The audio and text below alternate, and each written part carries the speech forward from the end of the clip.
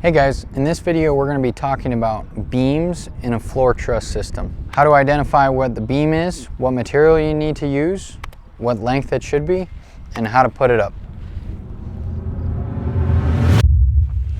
Okay, so we're here in front of the floor truss bunk and we got our massive pile of LVLs. So I'm going to pull up the floor truss layout and figure out what LVLs we need to build. Here on the layout, looking around, you can see there's only one LVL here.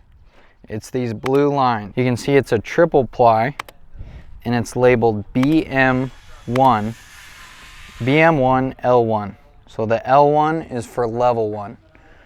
So every other one of these LVLs either goes in the roof or on the exterior of the house. So if we go over here to the LVL chart, we have BM1 L1. The length is 10 foot and they are 1 3/4, just like the rest of the LVLs, by 14 inches tall. So we're going to go through the stack and measure to find our 14 inch, which is right here. We got our 14 inch LVL and we have 3 of them.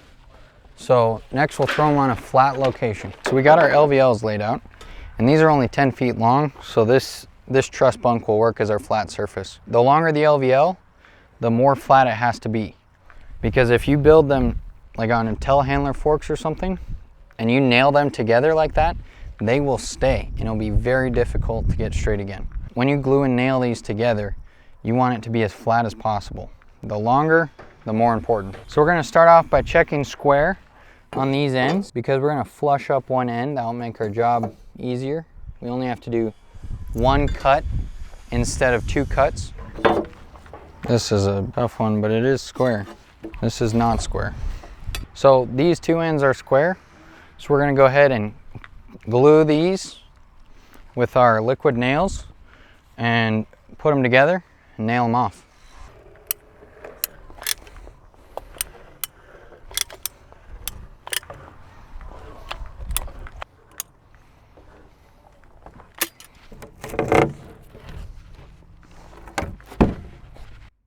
So when you're flushing these up, just pick one side. Then you can plane down the top if you need for setting floor trusses, and it sits well on the top of the wall.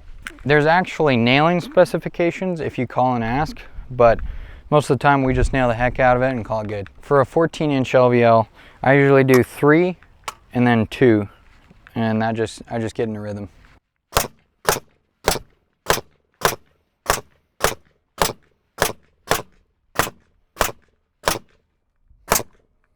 Make sure to turn your air compressor up because this is a lot of work for the gun. As you nail, you want to keep flushing up your beam so that you don't nail it off. You can use a clamp to do this, and at the same time use another clamp to squish them down so that you want this gap here to be tight. That's one method of pulling it over and squishing it down, but the method we like to use is just a structural screw. A 3-inch structural screw can do both if you do it right. Voila. Call them mini clamps.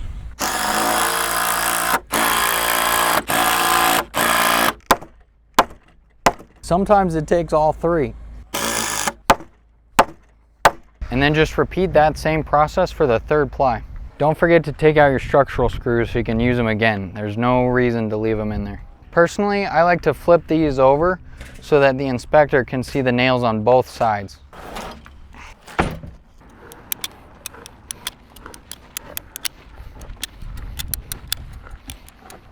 The reason I go back and put a line between my curves is because the place these pull apart when they cup is right at the edge, and sometimes that affects the trusses.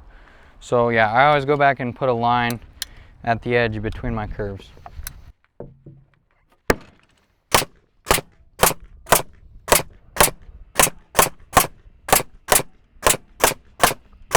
Okay, now we have our flush end and our flush bottom. Our top is all screwed up and our other end's all screwed up. So we're gonna cut it to length now, and after we set it, we might plane it so that the trusses can sit on nice.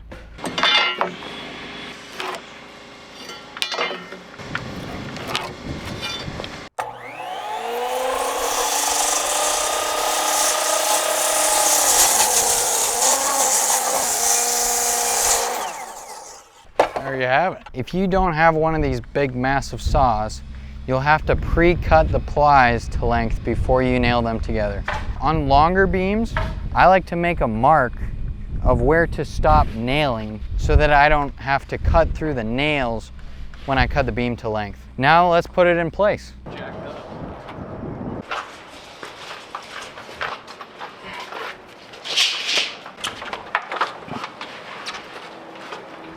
Okay, so we got our beam up here. We got our trusses marked down on this wall. We got a truss sitting right here. So we shifted the beam over so that the truss will sit flush against this beam. Don't mind this ply, it was short from the truss plant. So now we're gonna fasten it, one 5-inch structural from underneath, and one on each side down at an angle. Okay, so the trusses are hanging on this beam, so they'll kind of hold it in place plumb, but we just want to make sure that it's plumb or close to it when we fasten it. And now we'll do the same thing on the other side. When you're attaching this beam, you need to make sure that the walls below are already plumb, because once you're tying them together, they can't move.